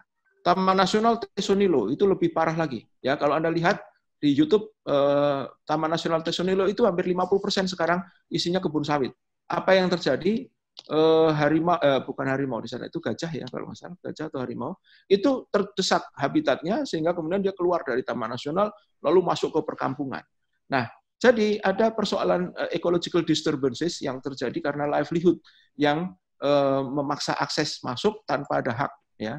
Nah, lalu berantemlah mereka dengan polisi dengan sebagainya.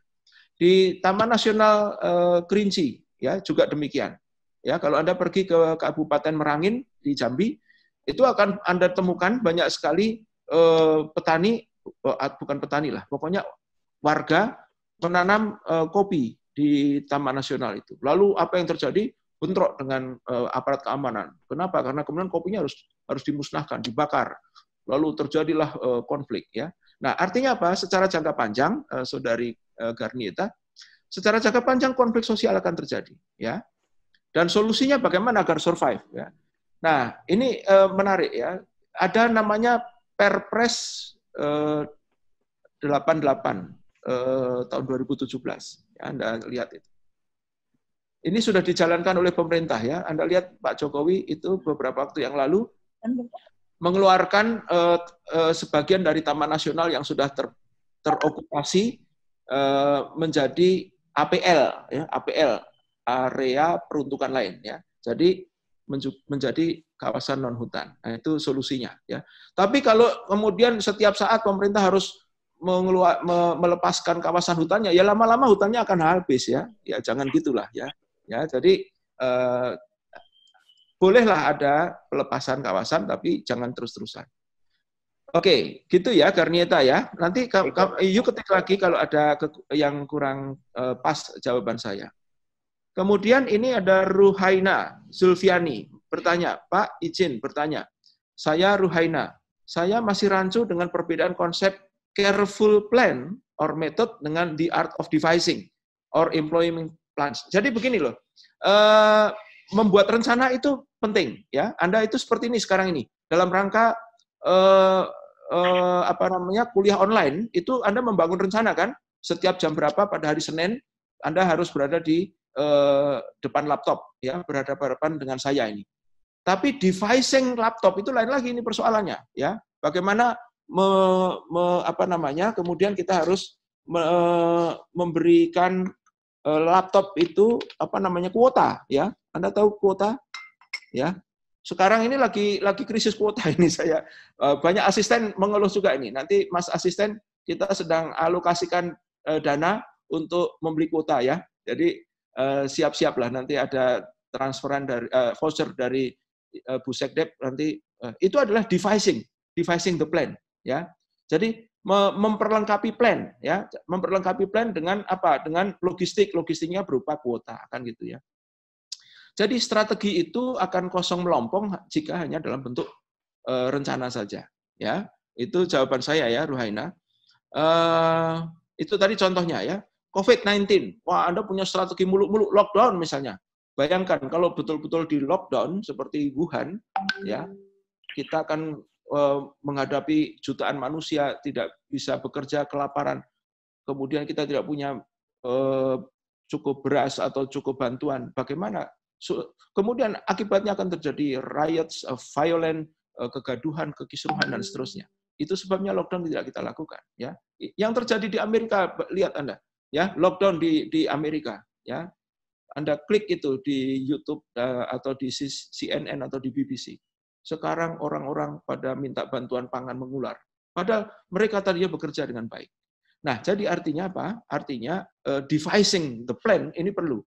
Devising, ya, device itu memperlengkapi, ya, memperlengkapi dengan peralatan, gitu kira-kira kalau bahasa sederhananya, ya. Mudah-mudahan jelas, ya, Ruhaina, ya. Nanti Anda boleh ketik lagi kalau kurang jelas. Lalu ada Adinda Mutiah Rana, ini bertanya, Bapak, saya Adinda Mutiah, izin bertanya, ya. Apakah, sebentar, ini saya foto dulu, ya, ini menjadi penting pertanyaan-pertanyaan ini untuk saya foto. Sebentar. Bapak saya Adinda Mutiah izin bertanya, kalau dalam rumah tangga pertanian dari 5 modal apa yang paling signifikan dapat berpengaruh dalam menentukan kehidupan rumah tangganya? Wah, ini pertanyaan menarik. Ya, saudara, ini pertanyaan ini sering ditanyakan kepada saya oleh para mahasiswa. Pak, kalau yang namanya rumah tangga petani, itu apakah otomatis natural capital yang paling kuat? Jawaban saya adalah tidak sama sekali. Ya, tidak sama sekali. Jadi, saudara sekalian, Anda boleh berpikir caranya begini, misalnya, ya. Dulu Pak Profesor Sayogyo itu pernah menulis sebuah artikel, dikatakan begini, penduduk desa tetapi bukan petani. Tapi KTP-nya petani, ya. Jadi Anda nanti kalau ke desa, Anda akan mendapati, Pak, Bapak siapa? Oh, saya Pak Abdul. Bapak apa? Oh, saya petani. Ah, petani ya, Pak. Sawahnya mana? Ah, nggak punya, Neng. Ya. Bapak tiap hari berapa jam bertani? Ah, nggak pernah, Neng. Loh, katanya Bapak petani. Iya, Neng, ini KTP saya namanya petani, ya. Nah, jadi banyak petani yang mungkin dia kalau diukur dari struktur nafkahnya, itu 80% datang dari non-farm, ya. Dia kerja buruh, dia kerja ojek, dia kerja menjadi buruh bangunan dan sebagainya. Tapi kebiasaan orang desa selalu mengatakan, saya ini tani, Neng. Ya. Mungkin nyangkul 1 jam dalam seminggu nyangkul, ya, di sawah orang lain gitu, dapat upah gitu. Tapi itu bukan petani sesungguhnya. Jadi natural capital-nya nggak ada. Jadi kalau seperti itu, barangkali social capital menjadi penting. Karena kemudian hubungan pertetanggaan memastikan dia punya nafkah untuk disuruh menjadi tukang bangunan atau apa, ya. Atau human capital, ya.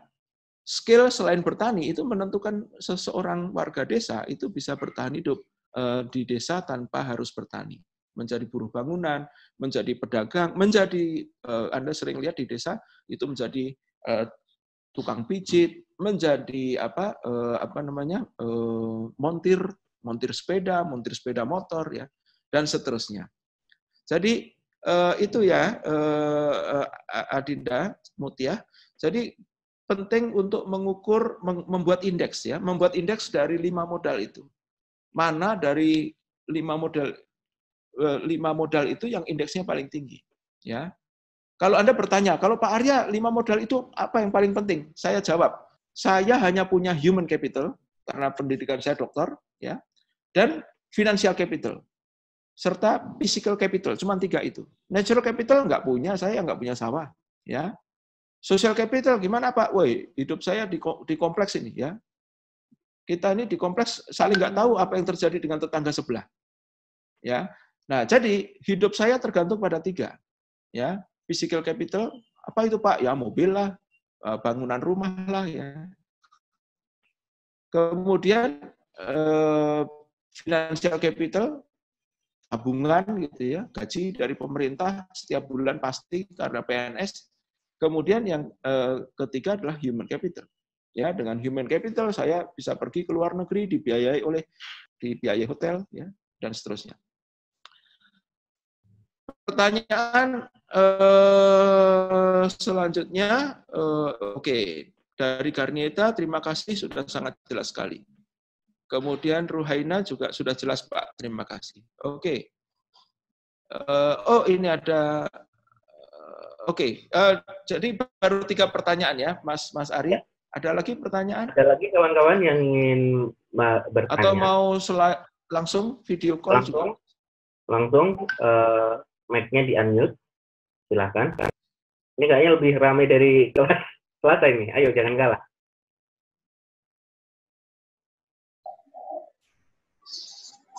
Ya, kawan-kawan, Cindy, Alia,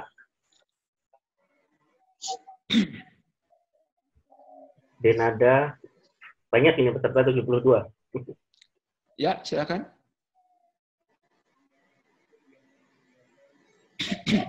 Ya. 72 ya kita ya. Wah, luar biasa ini. Ada dosen dan asisten juga, Pak. Mungkin di atas ada pertanyaan nggak ya? Saya nggak tahu di atas. Tidak, Pak. Ya, kalau asisten ada yang bertanya, mungkin Anda ingin melihat Pak bagaimana struktur nafkah ini yang paling sering ya. Ini saya share screen sebentar, saya share. Salvinia mau bertanya?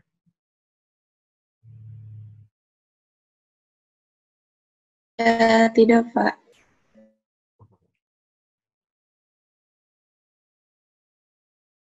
Ayo dimanfaatkan waktunya.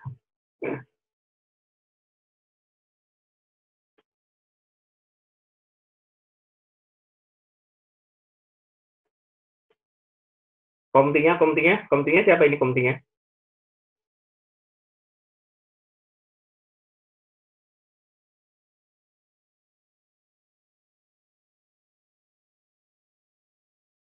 Bisa juga pertanyaan dari praktikum ya yang ingin ditanyakan. Teman-teman bisa mengkonfirmasi pertanyaan minggu lalu. Ini ada Vicky juga. Ya, saya mau izin sebentar. Ini contoh income structure nih ya. Ini adalah struktur nafkah. Ini penelitian mahasiswa bimbingan saya ini ya. Ini bagaimana petani karet ini bagaimana membuat income structure. Ini kelihatan ya, rumah tangga pedesaan ini pendapatannya tidak hanya dari farm saja ya. Yang hijau itu adalah on farm, yang ungu atau abu-abu itu adalah off farm, dan yang biru itu adalah non farm ya. Jadi ini petani-petani, ada yang petani sangat kaya, ada yang sangat biasa saja gitu ya, dari petani karet di Sumatera Utara. Ini bisa Anda lihat struktur nafkahnya seperti ini. Jadi dalam kondisi seperti ini tidak bisa kita katakan bahwa pertanian rumah tangga petani itu pure mengandalkan pertaniannya hanya dari satu sektor saja. Ya, ini saya kira itu contoh aja nih. Baik, silakan. Ini ada pertanyaan dari Vicky, Pak. Nurfiani. Dari? Vicky Nurfiani. Oke, saya buka chatnya. Vicky, Pak izin bertanya, ketika rumah tangga petani mengalami kolaps, oke, berarti dia tidak bisa bertahan ya. Kira-kira apa langkah pertama yang harus dilakukan? Oke, begini, nanti Anda kan meneliti, ini pertanyaan menarik ini. Jadi ketika Anda meneliti tentang struktur nafkah ya, Anda lihat struktur nafkahnya.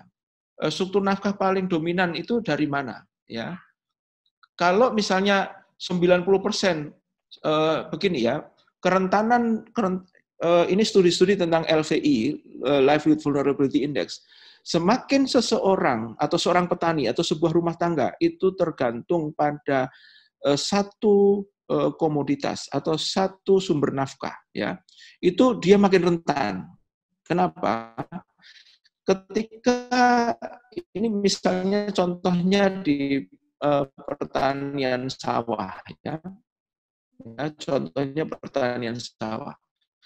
Ketika petani itu hanya punya satu sumber nafkah saja sawah, dan sepanjang banjir itu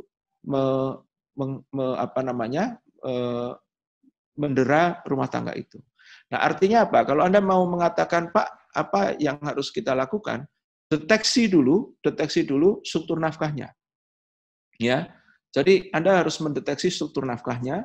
Nah, kemudian setelah struktur nafkahnya Anda deteksi, Anda juga bisa deteksi 5 modal nafkahnya. Ya, 5 modal nafkahnya itu Anda deteksi. Mana dari 5 itu yang masih bisa dimainkan. Jadi kalau misalnya Pak petani ini sumber nafkahnya kan single Pak, hanya dari sawah. Nah, sawahnya sekarang kerendam air Pak, banjir. Oke. Artinya natural capital dia habis. Oke. Nah, cek di 5 modal yang lain, di 4 modal yang lain. Apakah ada physical capital? Apakah ada financial capital? Apakah ada social capital? Apakah ada human capital? Ya. Nah, salah satu kenapa sih kita sering melakukan training di pedesaan dengan berbagai macam skill, misalnya skill montir, ya, skill menjahit, supaya apa? Supaya ketika sawah itu gagal panen atau didera banjir, si petani bisa kemudian memainkan skill lainnya. Artinya human capital-nya dimainkan. Ya, memperbanyak skill itu adalah bagian dari memperbesar resiliensi. Nah, jadi Pak, apakah ketika kolaps selalu orang dilatih? Ya tidak. Ya, pemerintah harus melatih anggota-anggota rumah tangga pedesaan itu di saat tidak terjadi krisis, gitu. Ya, training tentang menjahit, training tentang montir, itu kan sudah dilakukan oleh Balai Pelatihan Tenaga Kerja, ya, kalau nggak salah. Jadi Balai Latihan Tenaga Kerja itu secara rutin melatih orang-orang desa. Supaya apa? Ini bagian dari pemberdayaan. Supaya ketika sawahnya didera banjir tidak bisa punya nafkah dari pertanian. Ketika sawahnya banjir kan gagal panen, ya, artinya tidak ada pendapatan. Maka dia bisa shift ke human capital yang lain. Ya. Jadi ini bagian dari resiliensi. Ya, ketika dia vulnerable di sawah, dia memainkan human capital. Misalnya gitu ya, ini misalnya.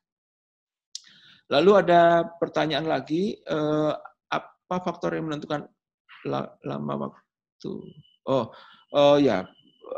Lalu apa saja? Ya, tadi saya sudah sebutkan ya faktor-faktor ya. Tentu kalau seseorang yang punya skill yang banyak, ya, begitu sawahnya gagal panen, dia nggak akan dia tidak akan menggerutu atau lama-lama mengeluh, ya. Dia akan jadi tukang ojek atau tukang montir, dan dari situ dia mendapatkan pendapatan, ya. Nah, seberapa cepat, ya, tergantung, ya, seberapa besar pasar tersedia dan seterusnya. Tidak bisa digebiah-uyah, digeneralisir bahwa dalam waktu 2 hari dia pasti akan bangkit kembali, atau 10 hari, nggak bisa. Jadi ada banyak faktor, dan disitulah yang menarik dari sebuah skripsi, ya. Ketika ada kolaps, sebetulnya berapa lama daya pulih itu, ya. Jadi daya pulih itu persis seperti orang sakit, ya. Setiap orang itu sakit, ada yang 2 hari sembuh, ada yang 3 hari sembuh, ada yang perlu 10 hari sembuh, ada yang sudah dikasih infus dan sebagainya, nggak sembuh-sembuh, perlu 1 bulan sembuh, ya. Itu kan sangat kontekstual dan situasional, ya.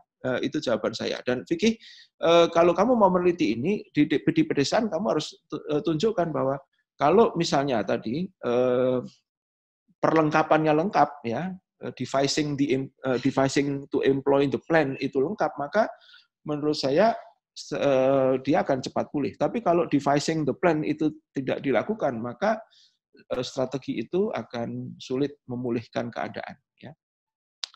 Apakah jawaban saya sudah menjawab? Ya, tolong nanti diketik aja, Vicky. Kemudian Alia Syahira ada pertanyaan, Pak, saya Alia, untuk kepemilikan modal rumah tangga itu sendiri, apakah dapat berubah, Pak, suatu saat?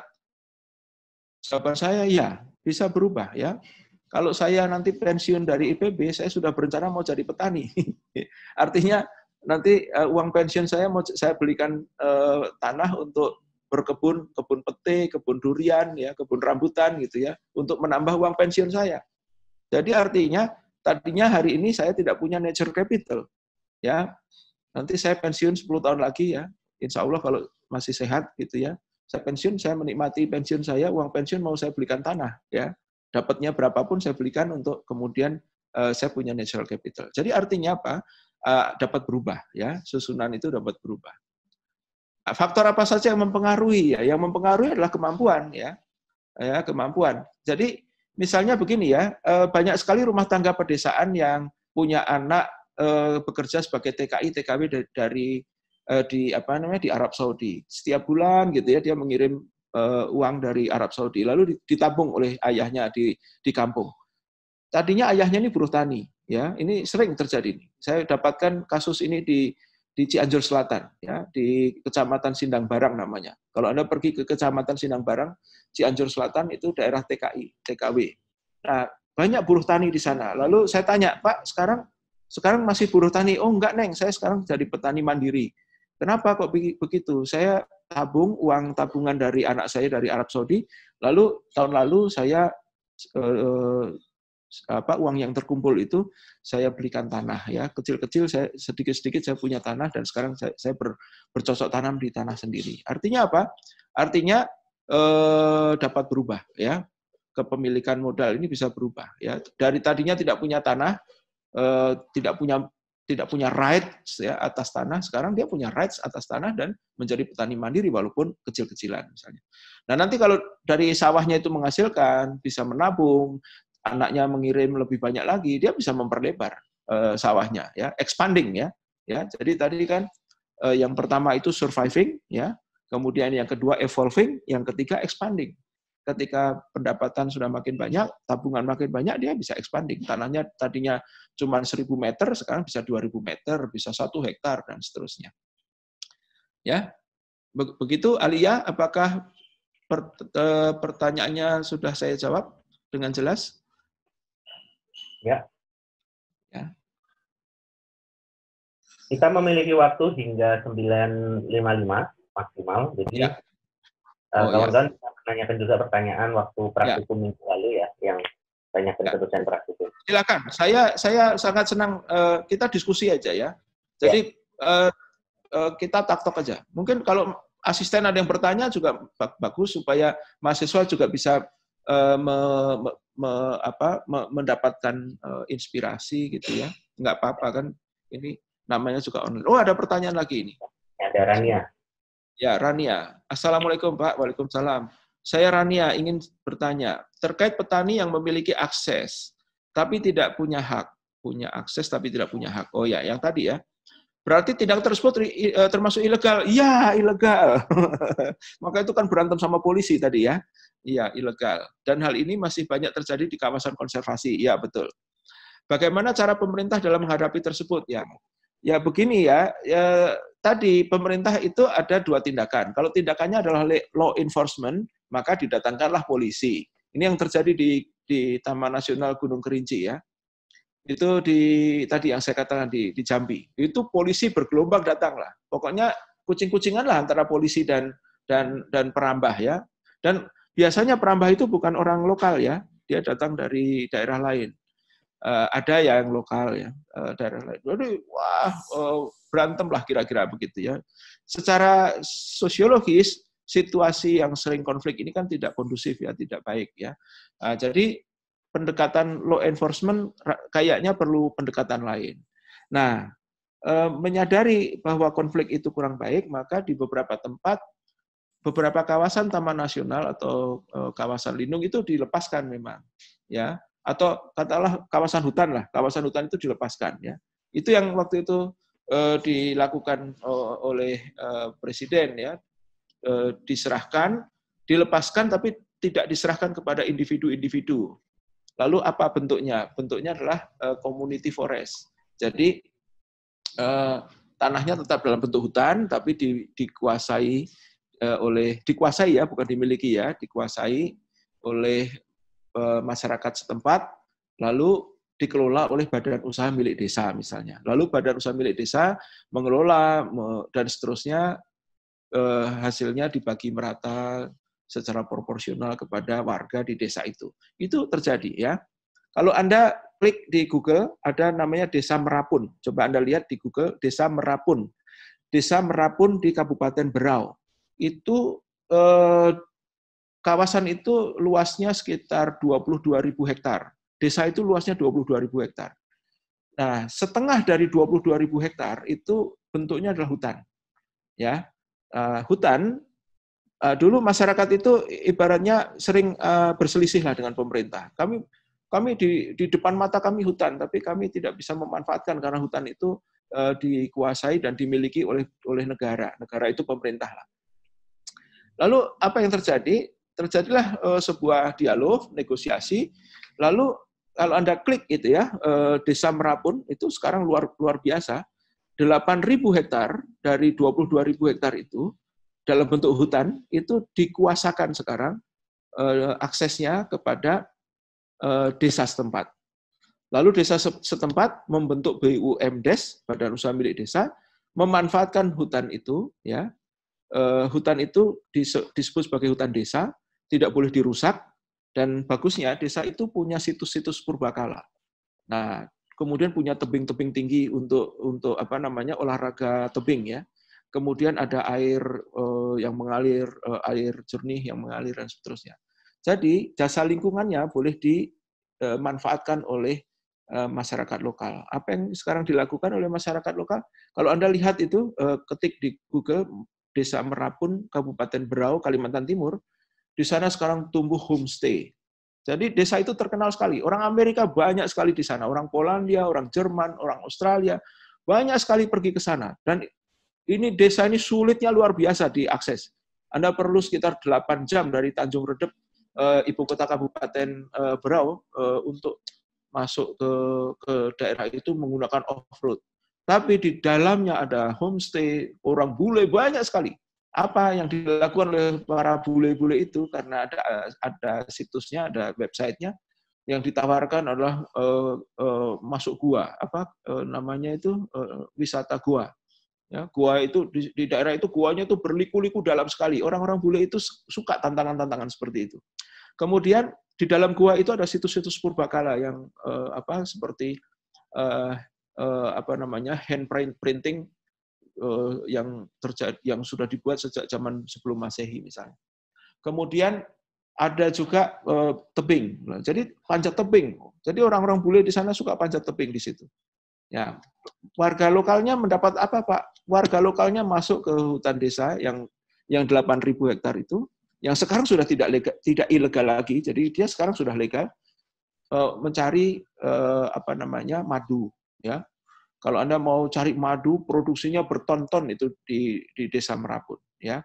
Jadi hutannya tidak dirusak, tidak dipetak-petak secara individual, ya, tidak dikapling-kapling secara individual, dimiliki secara kolektif oleh desa, dan manfaatnya diambil oleh desa, dibagikan kepada masyarakat desa.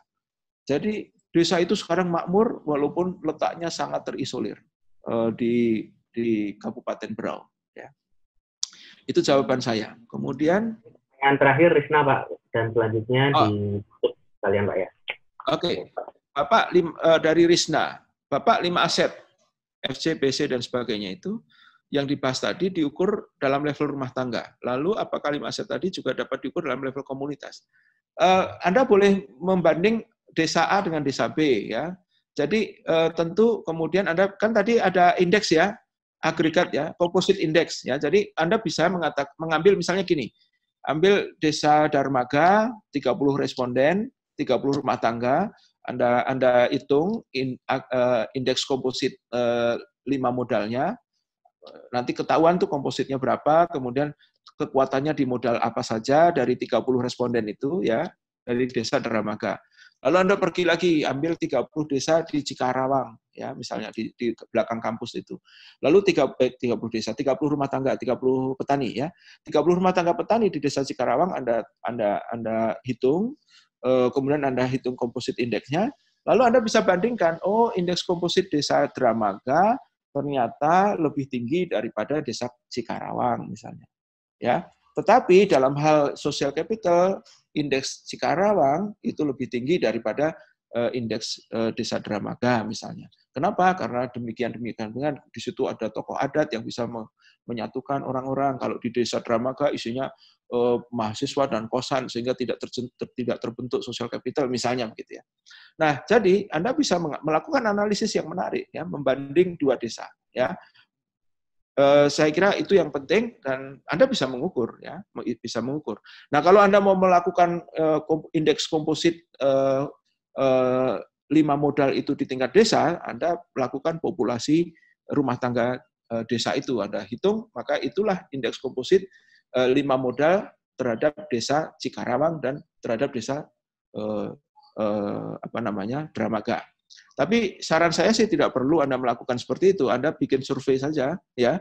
30 responden diambil dari desa Cikarawang, 30 responden diambil dari desa Dramaga. Lalu dibikin indeks kompositnya lalu dibandingkan. Itu sudah mewakili indeks komposit 5 modal atas komunitas atau desa itu. Ya, saya kira demikian. Ini sudah 9.46, masih ada waktu lagi atau tidak? Sudah, Pak. Ternyata 9.40. Ya, cukup. Ya, baik. Baik, terima kasih. Nanti ini kan di recording ya. Ya. Nanti recordingnya mungkin dipasang di mana? Di LMS YouTube, atau SKPM, Mbak. Nanti akan bisa diupdate. Ya, sehingga mahasiswa baik yang hari ini kuliah maupun yang besok kuliah bisa mendengarkan kan atau bisa memonitor ya. Baik, Bu Melani, Mas Ari, Mas Eko, siapa lagi nih ya? Mbak Hilda, siapa lagi ya? Asisten-asisten. Ya, dan para mahasiswa sekalian, saya kira cukup. Ya, Pak ya. Ya, semoga jelas. Saya akhiri demikian. Oh, ini Mas Tri ya. Mas Tri ini yang paling mengendalikan jalannya diskusi, mengendalikan IT ya, saya kira. Demikian saja, terima kasih. Saya akhiri. Stay at home, semoga badai ini segera berlalu. Assalamualaikum warahmatullahi wabarakatuh. Amin. Ya, jaga kesehatan. Waalaikumsalam warahmatullahi wabarakatuh.